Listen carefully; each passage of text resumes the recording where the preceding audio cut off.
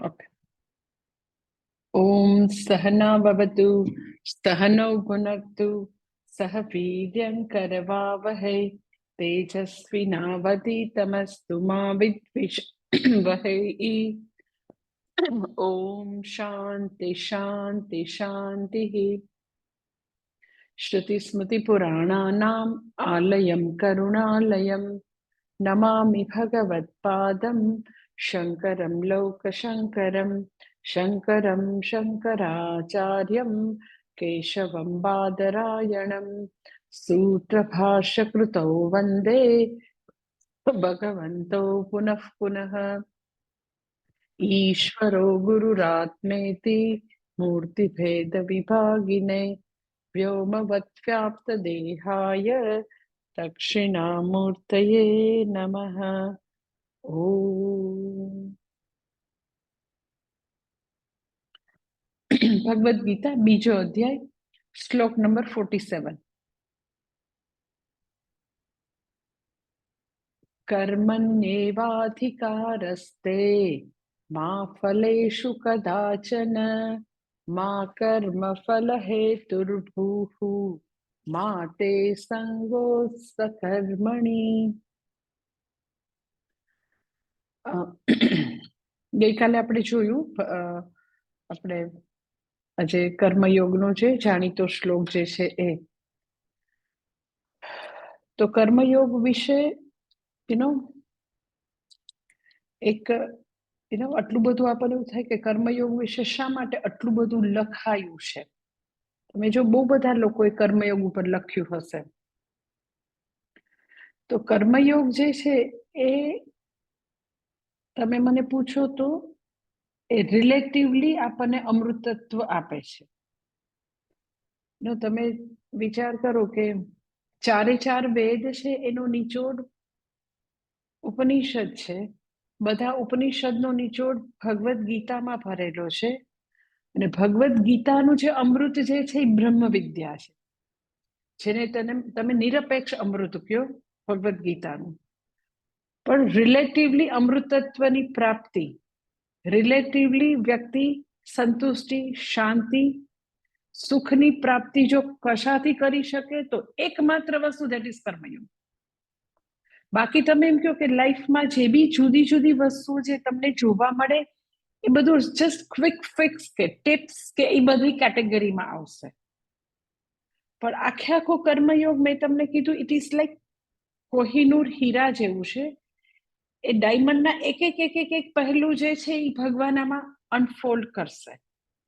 પછી આખું જ્યારે થશે તો તમને આખું કોહિનૂર ડાયમંડ દેખાશે કે હા, રિલેટિવલી અમૃતત્વ કે સુખની પ્રાપ્તિ નો માર્ગ જો કોઈ હોય તો માત્ર કર્મયોગ છે. બાકી બધી એમાં જ વાતો કરવાનું છે, પોઝિટિવ થિંકિંગ ને ફલાણું ને ઢીકણું ને કેટલું દુનિયામાં બધા એવા જુદા જુદી વસ્તુઓ ચાલ્યા કરતી હોય. પણ ભગવદ ગીતા જે સમગ્ર ચારે ચાર વેદનો નિચોડ છે અને એ વેદનો નિચોડ ભગવદ ગીતામાં ભગવાને પોતાના શ્રીમુખેથી ભરેલો છે. અને આખી ભગવદ ગીતાનું અમૃત જો કોઈ હોય, રિલેટિવલી તમે એમ કહો કે અમૃત તત્વ મને જોઈએ છે, હજી બ્રહ્મ વિદ્યા સુધી નથી પહોંચ્યા પણ છતાં લાઈફમાં એક શાતા જોઈએ છે, શાંતિ જોઈએ છે, સુખ જોઈએ છે, સર્વત્ર ઈશ્વર જોવા છે, બધી પરિસ્થિતિ રૂપે જે ભગવાન છે એનું મારે દર્શન કરવું છે, તો માત્ર ને માત્ર ઉપાય હોય તો એ કર્મયોગ છે, બીજું કઈ છે જ. બીજી બધી જસ્ટ વાતો છે. એટલે આખી ભગવદ ગીતામાં વિષય વસ્તુ કયો તો બે વસ્તુ જે આપણે સંગ્રહ વાક્યમાં બોલીએ છીએ, બ્રહ્મ વિદ્યાયામ યોગ શાસ્ત્રે. તો બ્રહ્મ વિદ્યા જે છે એ મેં તમને કીધું કે નિરપેક્ષ અમૃતત્વ આપે છે. નિરપેક્ષ એ કાયમી અમૃતત્વ, કાયમી સુખ આપે છે.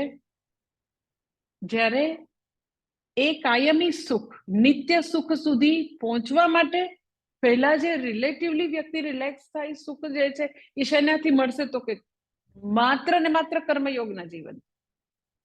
કર્મયોગ વિશે ભણવાથી નહીં, કર્મયોગનું જીવન આત્મસાત કરી લાઈફના એક એક પહેલુમાં કર્મયોગને પરોવવો પડે, લાવવો પડે. એટલે તમે મને પૂછો તો એમ કે ગૃહસ્થી વ્યક્તિને પોતાની રોજબરોજની સમસ્યાનું અગર નિરાકરણ જોઈએ છે, ડે ટુ ડે લાઈફની સ્ટ્રગલ હંમેશ માટે સમાપ્ત કરવી છે, તો ઉપાય તરીકે શું છે? તો કે કર્મયોગ. અને શરૂ ક્યાંથી થાય છે? તો કે આ બીજા અધ્યાયના 47મા શ્લોકથી જ શરૂ થાય છે. આ 47મો શ્લોક એટલે આખો કર્મયોગ નથી. એટલે કર્મયોગ જે છે એમાં ઘણા બધા ટોપિક હું એમાં ઇન્ક્લુડ કરીશ, પછી આખો કર્મયોગ તમને ખબર પડશે. ઇટ્સ લાઈક યુ નો કે ભગવાન જે છે એ આખું કર્મયોગ એવી રીતે અનફોલ્ડ કરે છે. ઇટ્સ લાઈક યુ નો કોઈ આર્ટિસ્ટ જે છે એ પોતાનું પેઇન્ટિંગ બનાવતો હોય તો તમે જસ્ટ આમ દૂર રહીને જોવો તો તમને ખબર ન પડે કે આ એને શું કર્યું. એની જે રેખાઓ એક એક એક એક મૂક્યા કરે તો તમને એકદમ કુશળ, એકદમ મહાન આર્ટિસ્ટ છે તો તમને પહેલી નજરે આમ અંદાજ ના આવે, પણ જ્યારે આખું પિક્ચર એ આર્ટિસ્ટ પૂરું કરે, આહા, આપણને થઈ જાય. એક્ઝેક્ટલી કર્મયોગમાં એવું છે કે આ એક શ્લોક ઇઝ નોટ કમ્પ્લીટ કર્મયોગ. કર્મયોગના હવે સળંગ થોડાક શ્લોક છે, એ બધાને હું આવી રીતે કનેક્ટ કરતી જઈશ. કેવી રીતે? તો આખે આખું તમને પિક્ચર ક્લિયર થશે. હવે કર્મયોગના જેટલા શ્લોક છે એ બધા છૂટાછવાયા નથી, કારણ કે કર્મયોગ આખો કમ્પ્લીટ ત્યારે થાય, કર્મયોગ એટલે એમાં કર્મ કરવાને કર્મયોગ નથી કહેતા. કર્મ અને કર્મફળની સામેની, કર્મ અને કર્મફળને જોવાની મારી દ્રષ્ટિ બરાબર થશે તો એ કર્મયોગમય જીવન જીવી શકશું. એટલે કર્મ વિશે પણ ભગવાન વાત કરશે, કર્મફળ વિશે પણ વાત કરશે. જ્યારે કર્મફળ વિશે વાત કરે તો નેચરલી તમને ખબર પડે કે કર્મફળ દાતા આવે. એટલે તમે જો કેટલા ટોપિક આમાં કવર થશે. કર્મ જે છે એ હું કરું છું, મનુષ્ય કરે છે. ઓકે, તો મનુષ્યની જીવની બધી વાત આવશે કે એને કર્મ કરતી વખતે કઈ કઈ મુશ્કેલી આવે છે, એનું મન કેવી રીતે કામ કરે છે, એના લાઇક્સ એન્ડ ડિસલાઇક્સ કર્મ કરતી વખતે કેવા વચ્ચે આવે છે, કર્મ કરતી વખતે એને ધર્માધર્મને સરેન્ડર થવું છે કે નથી થવું. એટલે આખો એક કર્મનો ટોપિક આવશે. પછી કર્મ કર્યા પછી કર્મનું ફલ ભગવાન આપે છે, એટલે ભગવાનનો આખો ટોપિક આવશે. પછી એ કર્મ અને કર્મફળ પ્રત્યે મારા કેવા અભિગમો આજે છે, વિધાઉટ થિંકિંગ, શાસ્ત્ર ભણ્યા વિના, અને કેવા અભિગમો, યોગ્ય અભિગમો, સાચું વિઝન શું છે એ કહેશે. એટલે કર્મ પ્રત્યેની મારી દ્રષ્ટિ, કર્મફળ પ્રત્યેની દ્રષ્ટિ, કર્મફળ દાતાને હું કઈ રીતે જાણું છું, મારી કઈ ઓળખ છે, આ બધા આનુષંગિક ટોપિક જે છે હું એક એક એક એક એક એક એક એક પોરોવીશ. પછી તમને આખે આખું પિક્ચર કર્મયોગનું સામે આવશે. એટલે કર્મયોગ એ એક પ્રવચન નથી કે એક શ્લોક નથી. એમાં એને આવું આનુષંગિક હું બધા જ ટોપિક મારે લાઇક્સ એન્ડ ડિસલાઇક્સ છે એનો ટોપિક કવર કરવો પડે, મનુષ્યની પોતાની ડિઝાયર શું છે એનો ટોપિક કવર કરવો પડે, ઈશ્વર શું છે એ ટોપિક કવર કરવો પડે. પછી બધી વસ્તુને તો હું પાછું એક સૂત્ર એ પાછું સમિંગ અપ કરીશ, પાછું વળી પોરવીશ. એટલે કર્મયોગ જે છે, આઈ ટેલ યુ, એક જ વસ્તુ એવી છે કે જે જીવનમાં 100% સંતુષ્ટિ આપશે, નિરાત આપશે, સુખ આપશે, રિલેટિવલી બધું. પણ હા, આપણે બરાબર કર્મયોગ સમજીએ, આત્મસાત કરીએ અને લાઈફના દરેક પાસામાં યાદ રાખીને વણવાની કોશિશ કરીએ તો. એટલે સૌથી પહેલું મેં ગઈકાલે તમને ચરણ કીધું, કર્મણી એવ તવ અધિકારઃ. એવ શબ્દ ઇમ્પોર્ટન્ટ છે. એવો એટલે જ ઇનડીડ, કર્મમાં જ તારો અધિકાર છે. હવે અધિકાર શબ્દ જે છે એ મેં તમને ગઈકાલે કીધું કે અધિકાર એટલે ક્યારેય આશા એવું ટ્રાન્સલેશન કરવાનું નથી જે બધા કરતા હોય છે. આપણે હવે એવું ટ્રાન્સલેશન કર્મમાં જ તારો, કર્મમાં જ એનું કર્મ કરતો જા અને ફળની આશા નહીં રાખ, આવી રીતે ટ્રાન્સલેશન કરતા હોય છે. કર્મ કરતો જા, ફળની આશા નહીં રાખ. તો એવું ટ્રાન્સલેશન બિલકુલ ગલત છે. પણ અધિકાર શબ્દને હજી વધારે તમને ડિફાઇન કરું એક્ઝામ્પલ આપીને તો તમને હજી વધારે સમજાશે. કર્મમાં જ તારો અધિકાર છે, અર્થાત મેં તમને કીધું અગર કર્મની વાત છે તો મનુષ્ય તરીકે મને બધી ચોઈસ છે, ફ્રીડમ છે. અધિકાર શબ્દ જે છે એ ચોઈસ કે ફ્રીડમ માટે મેં તમને કીધું કે ટ્રાન્સલેશન એવું થશે. એક્ઝામ્પલ આપું તો સપોઝ તમારી પાસે એક પ્રોપર્ટી છે, ઓકે, તમે એક બંગલામાં રહ્યો છો પણ એક સરસ મજાનો તમારી પાસે એક્સ્ટ્રા અપાર્ટમેન્ટ છે. ઘણા લોકોએ એમ જ ઇન્વેસ્ટમેન્ટ માટે લીધેલો હોય.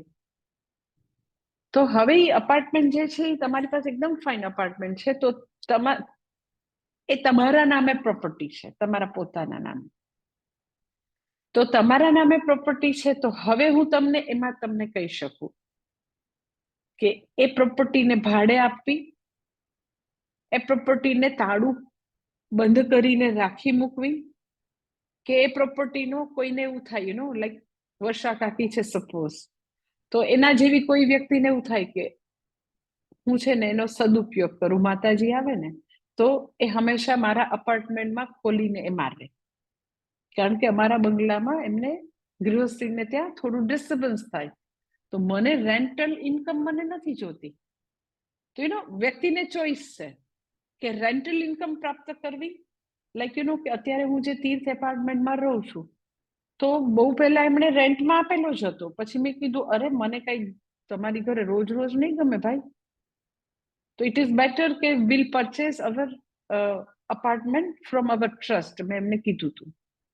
તો immediately she told no no no no, we don't need rental income, you can use our apartment. તો એ એવું નિર્ણય લઈ શક્યા. શા માટે? તો કે પોતાની નામે પ્રોપર્ટી છે તો હવે એને ઈ કર્મનો અધિકાર છે, હવે પોતાના નામે છે તો કે પોતે વેચી બી શકે અપાર્ટમેન્ટ, પોતે રેન્ટ પર આપી શકે, અને પોતે તો કે મારે માતાજીને આવી રીતે સત્કર્મ માટે એ ભલે હંમેશા વાપરે, મને વાંધો નથી. તો ધીસ ઇઝ કોલ્ડ કર્તુમ શક્યમ અકર્તુમ શક્યમ અન્યથા વા કર્તુમ શક્યમ, કે એ વ્યક્તિ ભાડે બી આપી શકે, પછી એ વ્યક્તિ ફ્લેટને બંધ કરીને બી મૂકી શકે, અન્યથા વા કર્તુમ, ડુ ઇટ ડિફરન્ટલી, જુદી રીતે કરે, કે બધા રેન્ટમાં આપે ને અમારે રેન્ટમાં નથી આપતું, અમારે સત્કર્મમાં વાપરો. તો વ્યક્તિ પાસે જ્યારે મનુષ્ય જ્યારે પોતાની લાઈફમાં કર્મ કરવાની વાત આવે છે તો કર્મ કરવામાં એને બધી જગ્યાએ બધી જ છૂટ, ચોઈસ છે, સ્વતંત્રતા છે. પોતે મેં તમને ગઈકાલે કીધું એમ કે ખૂબ જ ખંતથી અને મહેનતથી પોતે કર્મો કરી શકે. એકદમ પ્રોક્રેસ્ટિનેશન, એકદમ લેઝી, તામસિક બનીને બી કરું છું, થાય છે, કરશું, એવી રીતે બી કરી શકે. ઓર ડુ ઇટ ડિફરન્ટલી, કે ના હું બીજા લોકો પાસે આ બધા કર્મો કરાવી દઈશ, મને કરવી છે સેવા પણ હું આવી રીતે માણસો હાયર કરીને આટલી વાત હું પૂરી કરી દઈશ. તો કરી બી શકે સેવા, લેઝી બનીને ન આવી પ્રોક્રેસ્ટિનેશનની વસ્તુ બી હોઈ શકે, ઓર તો કે બીજા પાસે બી કરાવી શકે. તો જ્યારે કર્મની વાત આવે છે તો કર્મમાં વ્યક્તિને 100% ફ્રીડમ, કરવું ન કરવું જુદી રીતે કરવું. હવે એવી ફ્રીડમ, કર્મ કરી શકું ન કરી શકું, જુદી રીતે કરી શકું,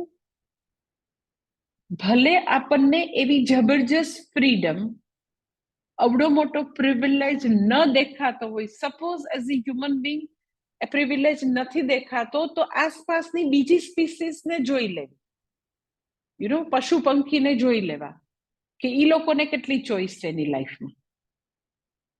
તો ઈ લોકોને કર્મ કરવાની 0% ચોઈસ છે જ નહીં. ચોઈસ ભગવાને એની અંદર, ગાયની અંદર જેવું સોફ્ટવેર ફિટ કર્યું છે એમ જ ગાય પોતે બિહેવ કરશે. લાઈક ગાયની અંદર ભગવાને એવું સોફ્ટવેર ફિટ કર્યું છે કે એને હંમેશા ઘાસ ખાવાનું, વેજીટેરિયન જ રહેવાનું, એવું સોફ્ટવેર ફિટ કરેલું છે. તો ગાયને સપોઝ કોઈ એક્સપેરિમેન્ટ માટે અમેરિકા લઈ જાય, તો તમને લાગે છે ત્યાં જઈને નોનવેજ ખાવા માંડે? ગાયને તમે દુનિયાના કોઈ બી ખૂણે મૂકો, તો એને ભગવાને એવું જ સોફ્ટવેર ફિટ મૂક્યું છે કે ગાયે આમ જ કરવાનું છે. તો એને જુદી રીતે કર્મ કરવાની સ્વતંત્રતા જ નથી. ગાય જે છે એ જે વેજીટેરિયનની અમુક વસ્તુઓ ખાતી હોય, કે એ વેજીટેબલ્સ ખાય, ફ્રૂટ્સ ખાય, કે એ ઘાસ ખાતી હોય, ગ્રીન ને ડ્રાય ગ્રાસ, રોજે તમે એને એ વસ્તુ આપ્યા કરો, રોજે આપ્યા કરો, રોજે આપ્યા કરો. એ કોઈ દિવસ એવું કે અમારા આશ્રમની ગાયો હવે બહુ થયું, અમને હવે તમે પિઝા હટમાં કેટલા દિવસથી નથી લઈ ગયા, હવે લઈ જાઓ. કેવું? તો કેવું ન કે શા માટે? કારણ કે બિચારાને એ બધાને દે આર ટોટલી પ્રોગ્રામ, જેવો સોફ્ટવેર ફિટ કરેલું છે એવી જ રીતે ગોમાતા કે ડોગ્સ કે બકરી કે બર્ડ્સ કે જે બી એનિમલ, મનુષ્યેતર એનિમલ છે, એ લોકોને કર્મ કરવાની સ્વતંત્રતા છે જ. એટલે કર્મણી એવ તવ અધિકારઃ, એટલે અગર કર્મની વાત છે તો 84 લાખ યોનિમાં ખાલી મનુષ્યને આવો મહાન પ્રિવિલેજ આપેલો છે કે આપણે કર્મ કરી શકીએ છીએ. કર્મ કરી શકવાના પ્રિવિલેજને કારણે આદિમાનવ જે ગુફામાં રહેતો હતો એ આજે 100 માળના બિલ્ડિંગમાં રહે છે. તો સિંહ જે છે એ પહેલા બી ગુફામાં રહેતો, અત્યારે એને કઈ પ્રગતિ કરી? તો કે ના, એને બિચારાને કર્મ કરવાની સ્વતંત્રતા નથી, એને બુદ્ધિ શક્તિ નથી, એને જ્ઞાન શક્તિ નથી, એની પાસે કર્મ શક્તિ નથી, એની પાસે ઈચ્છા શક્તિ નથી. આ 3 શક્તિ, ઈચ્છા શક્તિ, જ્ઞાન શક્તિ, કર્મ શક્તિ, એ 3 શક્તિ કોને આપેલી છે? તો કે ખાલી ને ખાલી મનુષ્ય. એ પોતે એવી રીતે ડેટા એકત્ર કરી શકે, પછી તો કે એ ડેટા, એ જે જ્ઞાન મળ્યું એને અનુરૂપ એને ઈચ્છાઓ થાય, ઈચ્છાઓને અનુરૂપ પછી શું કરે? તો કે કર્મ. એ લોકો તો કે કોઈ પણ પ્રકારનું જ્ઞાન એકત્ર નથી કરી શકતા બિચારા. ઈ લોકોને, એ બધી સ્પીસીસને ખાલી પોતાનું જીવન ટકાવવા પૂરતી જે જીજીવિષા આપેલી છે, પોતાની સ્પીસીસને આગળ વધારવાનું જે એને આપ્યું છે, એટલું જ ઈ લોકો કરી શકશે. એટલે સૌથી પહેલું તો પહેલું ચરણ ભગવાન મીન્સ કે કર્મયોગનું જે છે, કર્મણી એવ તવ અધિકાર, આટલા ચરણો પર બી બહુ જ વિચાર કરવાની જરૂર છે. આટલા ચરણો પર કે કેટલો મહાન પ્રિવિલેજ છે કે આપણે જ્ઞાન પ્રાપ્ત કરી શકીએ છીએ. પછી ઈચ્છા શક્તિ, એ પણ પ્રિવિલેજ, તદ અનુરૂપ કર્મ કરી શકો, બધું પ્રિવિલેજ છે. અગર એ પ્રિવિલેજ નહીં દેખાય કે આપણને એવો વિશેષ અધિકાર આપેલો છે, વિશેષ લાભ આપેલા છે મનુષ્યતર પ્રાણીની બદલે, એ નહીં દેખાય ને તો શું કરશું? તો કે જ્યારે પરફોર્મ કરવાની વાત આવશે, કર્મ કરવાની વાત આવશે, તો આપણે કેટલાય 1000 બહાના બનાવશું. પછી તો આમ હતું, પછી તો તેમ હતું, પછી તો ફલાણું હતું. સો એ કેવડો મોટો પ્રિવિલેજ છે કે કર્મણી એવ તવ અધિકાર. ભગવાન પોતે પોતાના શ્રીમુખેથી કહે છે કે મનુષ્ય તરીકે તું બેસ્ટ રીતે ધારે તો બેસ્ટ રીતે કર્મ કરી શકે. તું ધારે એ કર્મમાં તું હાંસલ કરી શકે, કર્મથી તું ધારે તે હાંસલ કરી શકે.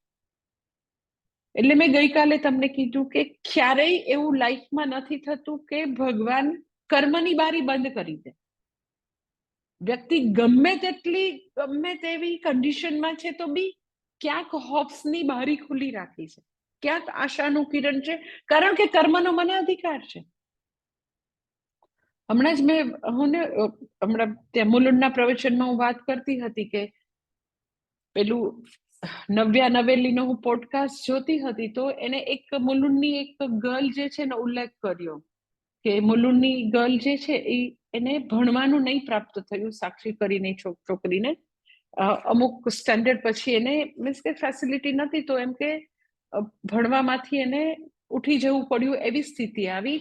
તો વ્યક્તિને એવી હાલત છે કે આગળ ભણી ન શકાય, ફેમિલીની ફિનાન્સ પોઝિશન એવી છે, તોય તે હું તમને કહું કે કર્મણી એવ તવ અધિકાર, કર્મ કરી શકો છો ભાઈ, જો ને બીજા ઓપ્શનને તમે એક્સપ્લોર કરવાની કોશિશ કરો. તો એ છોકરીએ સાક્ષીએ બીજા ઓપ્શન એક્સપ્લોર કર્યા. એવડી નાની છોકરીએ આજ 500 થી વધારે સ્ટુડન્ટની સ્કૂલ ચલાવે છે, સાક્ષી મુલુંડમાં. Just imagine. હા, હું બહુ જ સારા પોડકાસ્ટ હું ઘણી વાર સાંભળતી હું કે લોકો કેટલા સારા કર્મો કરે છે નિષ્કામ ભાવે. આ દુનિયામાં લોકો કેટલું બધું સરસ કામ કરે છે, અને કામ કરવા માટે તમારી પાસે બહુ પૈસા હોવા જરૂરી નથી. એવી તત્પરતા છે મારે કર્મ કરવું છે, ધેટ્સ ઓલ. પૈસા હોય તો જ દાન થાય, પૈસા હોય તો જ હું સેવા કરી શકું, એ બધા એક્સક્યુઝીસ છે. દિલ છે તમને તો તમે દાન બી કરી શકો, દિલ છે તો તમે કેટલાય સત્કર્મ કરી શકો. એટલે એવી જબરજસ્ત અંદર ઝંખના છે, દેટ ઇઝ કર્મણી એવ તવ અધિકાર, કે ક્યારેય એટલે ક્યારેય કર્મ કરવાની ક્યાંય પોસિબિલિટી ઝીરો થઈ જાય એવું હોય જ નહીં. સારા બધા ડોક્ટર હશે તો તમે જોજો કે સાવ પેશન્ટને બચવાના ચાન્સીસ સાવ રિમોટ થઈ જાય, તો બી સારા ડોક્ટરની વાત કરું છું, યુઝલેસ નહીં, તો બી એ લોકો છેલ્લી ઘડી સુધી એ લોકો હંમેશા તો કે એનું જે બી કરવાનું હશે એ લોકો કરતા જ રહેશે. એવું નહીં થાય કે એ લોકો મૂકી દેશે, પોતે હોપ્સ મૂકી દેશે, એવું નહીં થાય. પોતે એનું કર્મ ડોક્ટર તરીકેનું કર્યા જ કરશે. એટલે આટલું ચરણ છે, એની ઉપર બહુ જ મનન કરવાની જરૂર છે. દેટ ઇઝ કર્મની એવ તવ અધિકાર. એવ એટલે છે કે કર્મમાં તારો પૂરેપૂરો તારું ફ્રીડમ છે, અને ઈ ફ્રીડમ, ઈ ચોઈસને એક્સરસાઇઝ કરતા શીખો. બધું નેગેટિવ કે પછી તો નહીં થાય, પછી તો આવું થાય, પછી તો નો થવાનું જે છે, દેટ ઇઝ મા ફલેશુ કદાચન. ફળનું જ્યુરિસ્ડિક્શન, ફળનો એરિયા ભગવાનનો છે, લીવ ઇટ. તમે શું બેસ્ટ રીતે પરફોર્મ કરી શકો, you just focus on what you can do.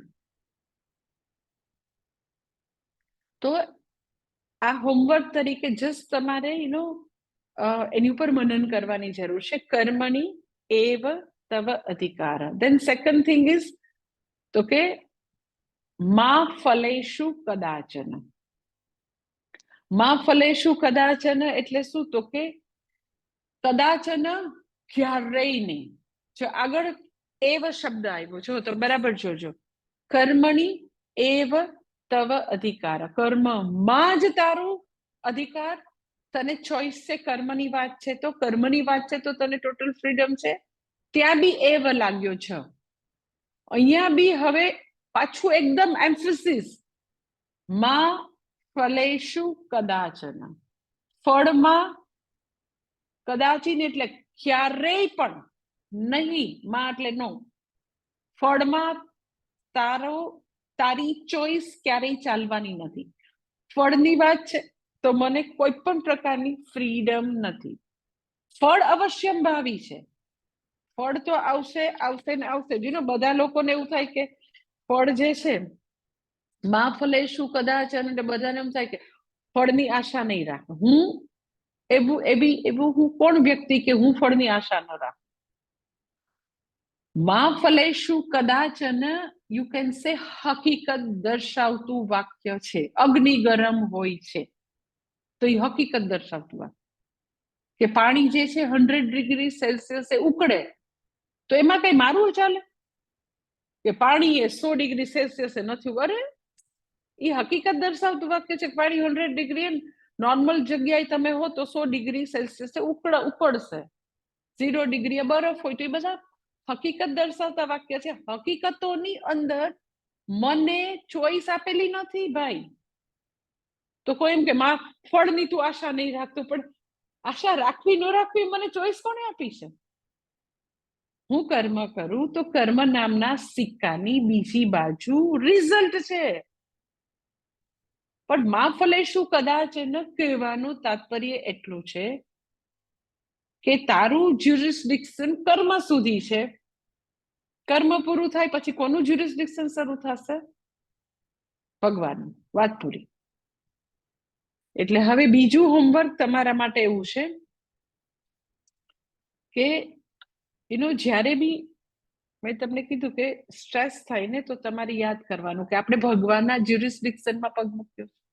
આંખો બંધ કરી અને તમે તમારી જાતને પૂછો કે હું, આટલું જ કહેવાનું, હું કર્મ હેતુ છું, ભગવાન કર્મફલ હેતુ છે. આટલું બોલવાનું, આટલો મંત્ર બધાને. જ્યારે સ્ટ્રેસ થાય, હું કર્મ હેતુ છું, ભગવાન કર્મફલ હેતુ છે.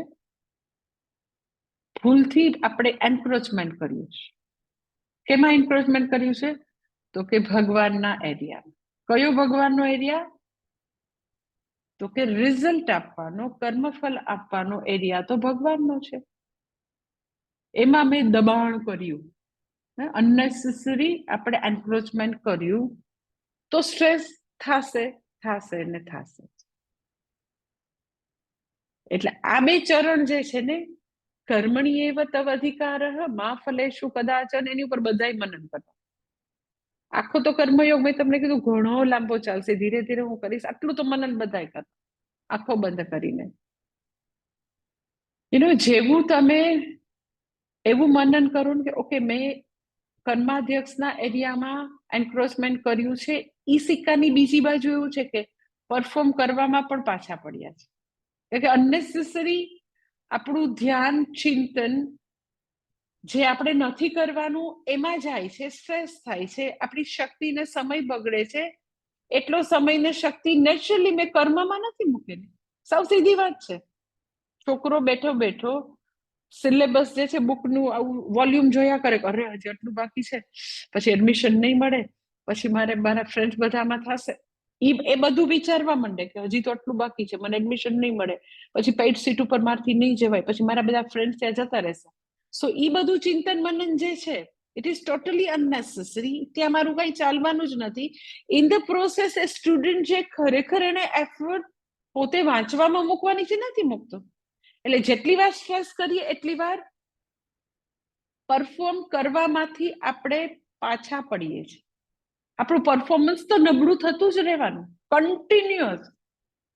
કારણ કે જેટલા ન કરવાનું આપણે કરીએ તો કરવાનું તો ચૂકી જ જવાય ને. કોઈ સાવ સીધી વાત છે, સાવ લોજિકલ છે. સો એકદમ ફોકસ બનીને શાંત ચિત્તે, સ્વસ્થ ચિત્તે કામ કરો તો આપણું બધું જ પોટેન્શિયલ બહાર આવે. જેટલા તમે કુલ એન્ડ કામ બનીને કામ કરતા હો, તો તમારી પૂરેપૂરી શક્તિ, તમારું સામર્થ્ય, તમારી ક્રિએટિવિટી બધું બહાર આવે. પણ ભવિષ્યની ચિંતા જે કર્માધ્યક્ષનો એરિયા છે, એ આપણે ભગવાન બનવાની કોશિશ કરીને બધું કંટ્રોલ કરવા માંડીએ તો જે કઈ આપણી પાસે છે એ સામર્થ્ય બહાર આવવાનું નથી. સાવ સીધી વાત છે. એટલે જેટલી વાર સ્ટ્રેસ થાય તો બધા માટે હોમવર્ક છે કે પ્લીઝ તમે આટલું મંત્ર બોલો, હું કર્મ હેતુ, ભગવાન કર્મફલ હેતુ. બસ આટલું બોલવાનું. અને આપણે કર્મફલના હેતુ બનવાની કોશિશ કરી છે. ઇન અધર વર્ડ, આપણે ભગવાન બનવાની કોશિશ કરીએ તો ભગવાન તો દંડો લઈને મારવા આવે ને. એ ભગવાન છે, આપણે થોડી ના ભગવાન છીએ. સો એટલું સરસ છે. આઈ ટેલ યુ કે હજી તો કર્મયોગની આમ જસ્ટ મેં શરૂઆત કરી છે, ગ્લિમ્સ આપું છું, એકદમ બિગિનિંગ. એ બી આટલું મહાન, આટલું બ્યુટીફુલ છે. ભગવાન આમ સૌથી પહેલા જે ફેક્ટ છે એને સરસ રીતે રજૂ કરે છે. અને આમ કદાચના અને એવ બે શબ્દથી એમ્ફોસિસ આપીને કહે છે કે ભાઈ તું તારું કર અને હું મારું કરું. તું શું કરી શકીશ, મેં તને કેવો બનાવ્યો છે, તો કે મેં તને આવું ત્રિવિધ શક્તિ વાળા મહાન પ્રિવિલેજ આપ્યા છે. જ્ઞાન શક્તિ, ઈચ્છા શક્તિ, કર્મ શક્તિ. તું ઈ કર ને ભાઈ, એને એક્સપ્લોર કર, એને પૂરેપૂરું જો. મેં તને કેવડો મહાન પ્રિવિલેજ આપ્યો છે. અને એકવાર વ્યક્તિ પૂરેપૂરી એમાં ટોટલી ડૂબીને કર્મ જો કરે ને, પછીનો ફળની ચિંતા રાખતો નહીં ને ફળની આશા રાખતો નહીં, સાવ નોનસેન્સ વાક્ય છે. ફળ તો આવશે આવશે ને આવશે. માં ફલેશુ કદાચ ને ફળમાં મારી સ્વતંત્રતા નથી, મને કોઈ પણ પ્રકારની ચોઈસ નથી કે લેસ કર્મફળ આવે, અપોઝિટ આવે, ઇક્વલ આવે કે મોર આવે. ચોઈસ નથી આપેલી. અગર મને કર્મફળની ચોઈસ આપેલી હોય, હાઇપોથેટિકલી માની લ્યો કે કર્મફળ કેવું આવે ને, કર્મફળ આવશે ય નક્કી, કેવું આવે એ ચોઈસ નથી. સમજાય છે? એ લોકો ટ્રાન્સલેશન સાવ વિચાર્યા વિના કેવું કરે છે કે તું કર્મ કર પણ કર્મફળની આશા નહીં રાખ. પણ કર્મ નામના સિક્કાની બીજી બાજુ કર્મફળ છે. કર્મ કરશો રિઝલ્ટ આવશે. માં ફલેશુ કદાચ કહીને આટલું જ કહે છે, પરિણામ તો આવશે પણ કેવું, ક્યારે, કેટલું, કયા સમયે પાકશે, એ બધા જ સત્તાના સૂત્ર ભગવાન કહે છે મારી પાસે છે. હમણાં નથી આપવું, તને 5 વર્ષ પછી આપું છું.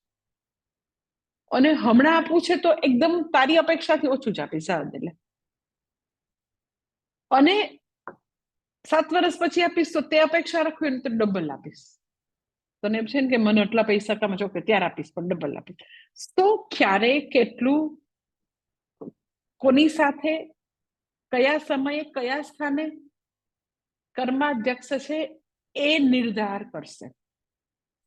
અગર તમે માનો કે નિર્ધાર આપણે કરતા હોય, તમે સાવ લોજિકલી વિચારો કે આપણે જો નિર્ધાર કરતા હોય તો સૌથી તમારી પાસે જ્વલંત એક્ઝામ્પલ કોઈ હોય ને, હમણાંનું સાવ જ્વલંત એક્ઝામ્પલ તો અત્યારના વર્લ્ડ કપનું છે તમારી પાસે.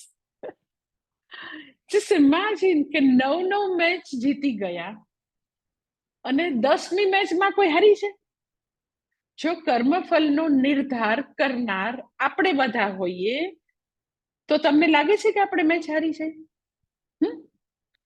મને કેટલા લોકોના એવા એ વખતે જસ્ટ ફોન આવે કે કઈક વાત થતી તો કેટલા લોકોએ મને એવું કીધું છે, મેચ જે આવવાની હતી, મીન્સ કે ફાઇનલ, ત્યારે આ 10મો મેચ,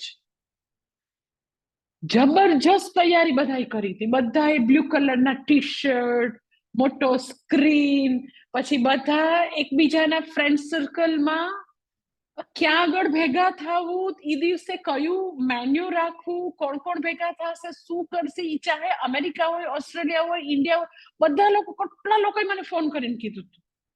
જસ્ટ એમ કે અરે પણ માતાજી ઈ દિવસે તો આવડો મોટો પ્રોગ્રામ છે, અરે તો સ્ટેડિયમમાં આમ કરશું, ફલાણું, ઓ માય ગોડ, કેટલું બધાએ તૈયારી કરી હતી, કેટલી. સ્વામીજીને બોમ્બેમાં એક જગ્યાએ પ્રોગ્રામ હતો ઈ દિવસે, વર્લ્ડ કપના દિવસે, તો ઈ બધા આયોજકોએ ઈ એવડો મોટો પ્રોગ્રામ, જે પોતે સ્વામીજી એમાં મુખ્ય અતિથિ તરીકે એમણે જઈને કાર્યક્રમ આપવાનો હતો, તો એ લોકો ડેટ ચેન્જ કરી નાખી કે વર્લ્ડ કપમાં કોઈ નહીં આવે. તો just imagine everybody was thinking કે આપણે જીતીએ ને. અરે પ્રિયંકા કે મેરી દાદી કી બર્થડે હે તો હમ ही જીતેંગે ને. અરે બધા લોકો શું શું કર્યું, તો કેટલી વસ્તુ કરી હતી. કર્મફળનો નિર્ધાર કરનાર મનુષ્ય હોય તો હંમેશા સચિન 100માંથી 100 કરે, હંમેશા આપણે વર્લ્ડ કપ જીતી જઈએ, હંમેશા સ્ટુડન્ટ છે એ 100માંથી 100 માર્ક જ લઈ આવે ભાઈ, કોઈ માંદું ન પડે. કોઈ બધા પોતાનું ધાર્યું આ જગતમાં કરવા જ માંડે બધા. એટલે બીજું ચરણ છે સો ઇમ્પોર્ટન્ટ, માં ફલેશુ કદાચ ને ફળ આવશે. કારણ કે કર્મ કરીએ તો કરોડો વર્ષો વીતી જાય તો કર્મનું ફળ તો આવે ને આવે. પરંતુ એ કર્મનું ફળ મને ક્યારે ને કેવું આપવું એ ભગવાન નિર્ધાર કરશે. તો આપણને થાય ભગવાન શું કામ ભાઈ નિર્ધાર કરે, કારણ કે કર્માધ્યક્ષ છે. તો પણ હું કરું એ પ્રમાણે જ આપશે ને, મેં બહુ મહેનત કરી એટલે આપશે ને? નો. આપણે કર્મ કરીએ, બરાબર સાંભળજો, આપણે કર્મ કરીએ પછી કર્મનું ફળ આવે.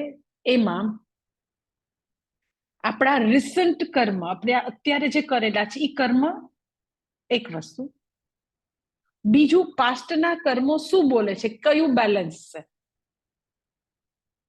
સપોઝ યુ નો કે તમે બેંકમાંથી તમે એવી એફડી મૂકી છે, તમે બરાબર સાંભળજો, એક એફડી તમે સમ 6-7 years પહેલા કે 8 years પહેલા જે હોય તમે મૂકેલી છે, અને તમને એવું છે કે મેં લાઈક 25 લાખ મૂક્યા છે તો મને સેજે 40 લાખ તો મળશે એમ ધારીને તમે ગયા, ઓકે, પણ તમે એની પેલા 50 લાખની લોન લઈ લીધી, તો થોડા તમને એ લોકો આપવાના 40 લાખ. સમજાય છે? એકદમ જ સાવ સીધો હિસાબ છે કે તમે તમારા 40 લાખ લેવા જાઓ છો, પણ એની પેલા 50 લાખની લોન છે તો બેંક વાળા કે ના જવા દો, 10 લાખ પાછા ભરો એટલે પછી પૂરું કરશું. એટલે જ્યારે આપણે ખૂબ જ નિષ્ઠાથી કર્મ કરી અને કર્મ ફલ આપણા કર્મની આપણી એફર્ટની બરાબર ઇક્વલ આપણે ફલની આશા રાખીએ, પરંતુ જન્મો જન્માંતરમાં બહુ બાવળ વાવેલા છે, બહુ દેવું કરેલું છે, એક પણ સત્કર્મ નથી કર્યું, સેલ્ફિશ લાઈફ જીવી છે, એક પણ સારું કર્મ નથી કર્યું, પણ બાય ડિફોલ્ટ રોજ સવારથી સાંજ સુધી તો કે આપણાથી પાપાત્મક કર્મ, હિંસાવાળા કર્મ તો થાય છે. ચાલીએ ત્યારે કીડી મરે, પેસ્ટિસાઇડ વાળા ખોરાક ખાઈએ, મેન્યુપ્યુલેશન કરીએ, જૂઠું બોલીએ, ઘણું કરીએ છીએ રોજ. તો આપણું તો દેવું બોલે છે, રોજના કર્મમાં સત્કર્મ તો છે ને. અને અત્યારે કંઈક ખૂબ એકદમ સરસ કરીને તમે એમ કહો કે આનું કેમ ન મળ્યું, અરે પણ રોજે ચિત્રગુપ્તના ચોપડે રોજે તું રાત્રે સૂતો ત્યારે રોજે 20, 25, 30 તો તારા હિંસાત્મક કર્મો નોંધાય છે, અને એક સત્કર્મ કરીને તારે જલ્દી જલ્દી પરિણામ જોઈએ છે. દુષ્કર્મ કરીને તો કોઈ દિવસ યાદ નથી કરતો કે એનું ફળ આવ્યું કે નહીં. પણ ચિત્રગુપ્તના ચોપડે રોજે રોજ થતા કર્મોને તો બહુ જ ચિત્રગુપ્ત બધા જ કર્મો નોંધે છે, બધા વાચિક કર્મો નોંધાય છે, બધા કાયિક કર્મો નોંધાય છે, જાગ્રત અવસ્થાના બધા કલાકો નોંધાયા કરે. એટલે એક આપણે બહુ સારું કર્મ કરી અને મને આવું પરિણામ મળે એવું નથી થતું, કારણ કે પાસ્ટના દુષ્કર્મ હશે તો આપણે અત્યારે સત્કર્મ કરેલું છે તો બાદબાકી થાય, પૂર્વે સત્કર્મ કરેલા છે તો પ્લસ બી થાય. પોતાના માતા પિતા જે છે એ પોતાના સંતાન માટે પ્રેયર કરતા હોય તો એ પ્લસ થાય, પણ પોતાના માતા પિતાને ભયંકર રીતે તકલીફ આપે તો તમને લાગે છે કે એ બધું એને પ્લસ પ્લસમાં આવે? સો આખી બધું બહુ કોમ્પ્લેક્સ છે, ઘણું બધું એમાં પ્લસ માઇનસ છે. એટલે પૂજ્ય સ્વામીજી ઘણી વાર આમ જસ્ટ એવું એક્ઝામ્પલ આપતા હોય કે એક ખેડૂત જે છે એને એમ કે એની દીકરીનું, ગરીબ ખેડૂત ને બિચારાને એની દીકરીનું લગ્ન, તો એને પેલું શામિયાણું બાંધ્યું હતું, તો આમ જરાક વરસાદનું વાતાવરણ થયું એટલે એટલી એની ખેડૂતની વાઈફ છે એ ભગવાન પાસે બેસીને બિચારી એટલી માળા કરે, શ્રી કૃષ્ણ શરણમ મમ, એટલી બધી, હે ભગવાન આ 3 દિવસ પછી લગ્ન છે અને આ મંડપ રોપાશે, અને જો ભગવાન તમે આમ ધોધમાર વરસાદ આપી દેશો તો અમારી પાસે બીજું શમિયાણું બાંધવાનું તો પૈસા નથી. એટલે બિચારી એટલી માળા કરે, વિનવણી કરે, અને એની જ બાજુમાં બીજો એક બિચારો ગરીબ ખેડૂત રહે એ જ ગામડામાં, તો એને પોતાના ખેતરમાં માંડ મોંઘું બિયારણ કેટલું બિચારાએ પૈસા કરકસરથી બચાવીને ખેતરમાં નાખેલું હતું. તો એની વાઈફ રોજે પ્રાર્થના કરે કે હે ભગવાન ટાઈમસર વરસાદ આપજો, નહીતર આ બિયારણ ફેલ જશે તો શું કરશું, હવે બીજું બિયારણ ખરીદવાના પૈસા બી નથી. તો ભગવાન વિષ્ણુ ભગવાન લક્ષ્મીજીને પૂછે છે, લક્ષ્મીજીઓ કરવું શું? એક કહે છે કે વરસાદ આપો અને એક કહે છે વરસાદ ન આવવો જોઈએ. સ્ત્રીઓ એકદમ ચતુર હોય, બધી વસ્તુને એની પાસે જવાબ હોય. લક્ષ્મીજી કે એમાં શું કે ભગવાન ચિંતા કરો છો, જસ્ટ થોડા અમી છાટણા કરી દો એટલે સમિયાણો પણ નહીં ભીનો થાય અને બિયારણ પણ ફેલ નહીં જાય. થોડા અમી છાટણા આવે તો બિયારણને એક પ્રકારનું હ્યુમિડ જે મળી જાય. હંમેશા તમને ખબર હશે વનસ્પતિને વધવા માટે બહુ પાણી કરતા હ્યુમિડિટીની વધારે જરૂર હોય. જરાક આપી જાય જરાક પ્રી મોન્સૂન શાવર હોય, થોડા અમી છાટણા, તો કર્મની આવું છે કોમ્પ્લેક્સ, કે એક વ્યક્તિ આવી પ્રાર્થના કરે, એક વ્યક્તિ આવી પ્રાર્થના કરે, એક વ્યક્તિના પાસ્ટના કર્મ આવે છે, એક વ્યક્તિના માતા પિતા એના માટે ઘણી બધી પ્રેયર કરતા હોય, એની વાઈફ કરતી હોય, ગુરુ અને દાદા દાદી બધાના બ્લેસિંગ્સ હોય, બ્લેસિંગ્સ જે છે એની પણ શુભ અસર થાય. તો એ બધું મળીને સરવાળો થઈને કર્મ ફળ આવતું હોય. આપણે કર્મ કર્યું કર્મ ફળ એવું થોડી ના છે. આપણા પાસ્ટના કર્મો બહુ બધા એડ થતા હોય. એટલે જ્યારે બી રિઝલ્ટ આવે તો આપણને એવું થાય કે અરે આવું કેમ છે. તો પેલી વસ્તુ કે રિઝલ્ટ જે છે એ આવશે, પણ નિર્ધાર કરનારો ભગવાન. કેવું આવશે એનો નિર્ધાર, ક્યારે આવશે એનો નિર્ધાર, કેટલું આવશે એનો નિર્ધાર, તો કે ઈશ્વર કરશે. એટલે માં ફલેશુ કદાચન, આટલું જે છે એ આપણે ચરણ હંમેશા યાદ રાખશું. બંને ચરણ, હું કર્મ હેતુ, ભગવાન કર્મ ફલ હેતુ. અને એ જે છે કે જ્યાં સુધી આપણે કર્મ કરીએ ત્યાં સુધી જ ચોઈસ છે. ફળમાં મારી ચોઈસ નથી. એના માટે એક નાનકડી એક વાર્તા કહીને પછી હું અહીંયા પૂરું કરું. કે એકવાર એવું છે કે કૃષ્ણ ભગવાનના જે બ્રધર છે બલરામજી એકવાર દરિયા કિનારે જઈ રહ્યા હોય છે. અને દરિયા કિનારે આમ ચાલતા ચાલતા એના હાથમાં એક બહુ જ સરસ મોટો પથ્થર આવ્યો. તેમજ પથ્થર આમ હાથમાં લઈને આમ જોતા જોતા જતા હોય છે. અને પછી આમ જોયું બહુ સરસ પથ્થર છે, પણ પછી એને એમ થાય પથ્થરને હવે શું મહેલમાં લઈ જઈને શું કરીશ. તો પછી ચાલતા ચાલતા એમ જ એને પથ્થરનો ઘા કર્યો. મોટો એકદમ સુંદર પથ્થર, પણ આમ એકદમ થ્રો કર્યો. તો બને છે એવું કે ત્યાં નજીકમાં એક ગાય હોય છે, અને જસ્ટ એને એક તાજા પાછરડાને જન્મ આપ્યો હોય છે. Balram was not aware about કે ઈ પથ્થર ક્યાં પડશે. તો અને બને છે એવું કે તાજા જન્મેલા બચ્ચા ઉપર ઈ પથ્થર પડે છે અને બચ્ચું મરી જાય છે. હવે એ તો બહુ જ મોટું પાપ છે. એટલે એને એવી રીતે પ્રાયશ્ચિત માટે તીર્થાટનનું પ્રાયશ્ચિતનું કર્મ આપે છે. કે હવે આખા ભારત વર્ષના બધા જે મંદિરો છે તીર્થની યાત્રા કર, જેથી કરીને તે કરેલા પાપનું તું પ્રાયશ્ચિત કરી શકે. એટલે જ્યારે મહાભારતનું યુદ્ધ થયું ત્યારે બલરામજી જે છે એ આવી રીતે તીર્થાટન માટે તીર્થક્ષેત્રમાં નીકળી ગયા હતા. તો અહીંયા તમે જો કે તમને એકદમ સમજાઈ જશે કે જ્યાં સુધી બલરામજીના હાથમાં પથ્થર હતો એ જોતા હતા, પથ્થર ઉઠાવ્યો જોવે છે, એ કે છે બહુ સરસ છે, એના હાથમાં લઈને ચાલતા હતા. તો ત્યાં સુધી બધી એની પાસે ફ્રીડમ છે, ચોઈસ છે કે હાથમાં રાખે, બીજા હાથમાં રાખે, જોયા કરે, હોલ્ડ કરીને પોતે લઈ જઈ અને પોતે પોતાના પેલેસમાં લઈ જાય. તો જ્યાં સુધી કર્મની વાત છે તો લિટરલી આપણા હાથમાં બધી જ સ્વતંત્રતા છે. ઓકે, પરંતુ જ્યારે હાથમાંથી પથ્થર એકવાર છૂટી ગયો, પછી છૂટી ગયા પછી સડનલી એનું ધ્યાન છે અરે અહીં તો ગાય બેઠી છે. તો હવે તો કે એની કોઈ ચોઈસ, એની ફ્રીડમ, એની વિશ ત્યાં હવે ચાલશે નહીં. છૂટી ગયું, એકવાર કર્મ નામનું તીર છૂટી ગયું, તો હવે ફલ જે છે એનો નિર્ધાર હવે કોણ કરશે, તો કે ભગવાન. વાત પૂરી થઈ ગઈ. તારે કર્મ કરતા પહેલા 1000 વાર વિચાર કરવો જોઈતો તો ભાઈ. કઈ કોઈ આસપાસ નહીં હોય, કોઈ કીડી નહીં હોય, કોઈ બર્ડ નહીં હોય, કોઈ એ વખતે બધો વિચાર કરવાનું આપણને સ્વતંત્રતા છે કે 5 વાર વિચાર કરીને કર્મ કરીએ, જુદી રીતે કરીએ, ન કરીએ. પણ એકવાર કર્મ નામનું તીર આપણા હાથમાંથી છૂટી ગયું, જેમ શબ્દો બોલાઈ ગયા, શબ્દો બોલ્યા નથી ત્યાં સુધી બહુ મોટેથી નથી હવે કેવું, ધીરેથી કેવું છે, સારા શબ્દો વાપરવા છે, કાલે કેશું, ઓછું કેશું, ઓકે, બધી સ્વતંત્રતા છે. પણ એકવાર શબ્દનું તીર નીકળી ગયું પછી એ શબ્દોને એ કયા રાઈટ સ્પિરિટમાં લેશે, નહીં લેશે, ઊંધી રીતે લેશે, સારી રીતે લેશે, તમારી વાર્તા પૂરી થઈ ગઈ.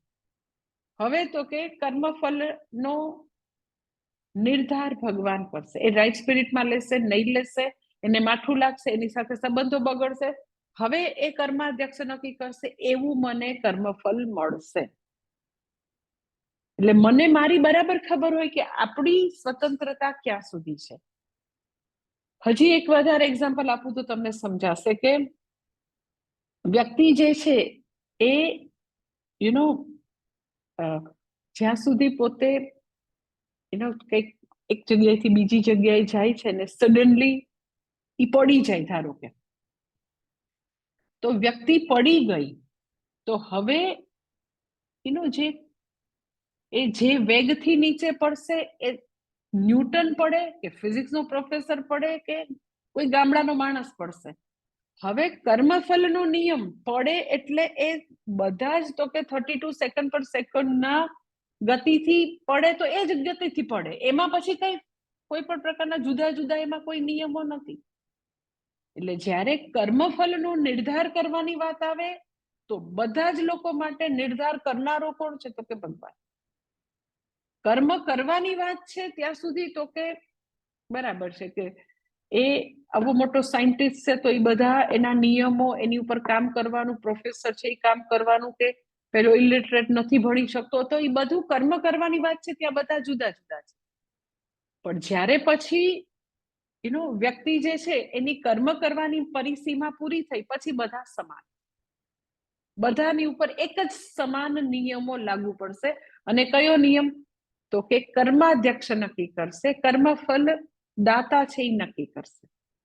એટલે ભગવાન અહીંયા આટલું જ કહે છે કે ભાઈ તું, હે અર્જુન, તું કર્મફલનો હેતુ બનવાની કોશિશ નહીં કર.